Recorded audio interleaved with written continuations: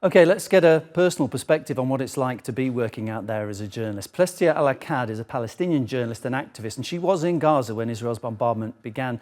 She's not there now. She'll explain why. She joins me live on the line from Melbourne. Welcome. First of all, this is not a glamorous job, and it's not a game when you're working in a war zone. Can you just detail us for our audience, what was it like? What are the challenges you face when you're trying to report the truth in a combat zone? Hello, first of all, thank you for having me.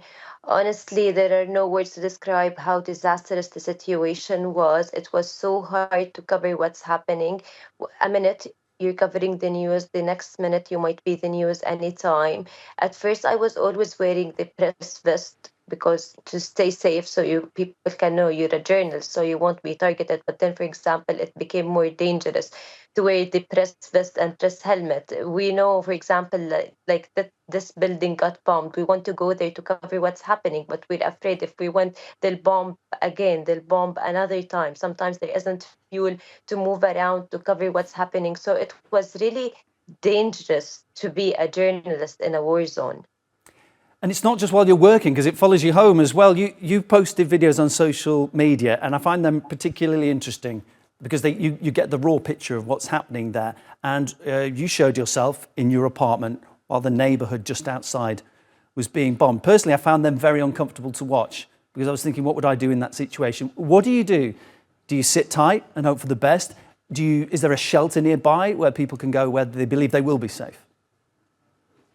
There are no shelters in Gaza and there is no place to stay safe. So we were just in the building. We thought there would be bombings nearby, but we didn't know that the building I was staying in, some apartments of it were bombed. So we were just sitting and waiting until the civil defense helped us out. In such a situations, you don't know what to do. Like there isn't something to do. For example, me personally, I found myself just filming what's happening. It's not like you have options to think what I can do in such a situation. What's the emotional toll on the work that you do? It's easy, for me to talk here through numbers of people who've died. You've seen it up close. What's the emotional impact of what you see?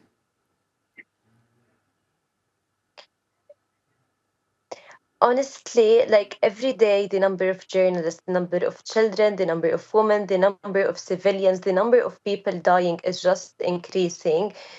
But behind every number, there is a person, there is a dream, there are people that are gone. Me personally, until now, it's been like 3 months and I can't process or feel or have the privilege to feel what's happening. Like 24/7, the bombardments are not stopping. So you don't have time to even feel, it's a privilege to have emotions and time to process what's happening or to understand what's happening and to understand your emotions or know what you're feeling. It's just sad and insane that we are in 2024 and this is still happening. Well, Plestia, you have my respect. I think it's an unbelievably difficult job, but socially so important. Plestia Alaqad, Palestinian journalist, my guest there.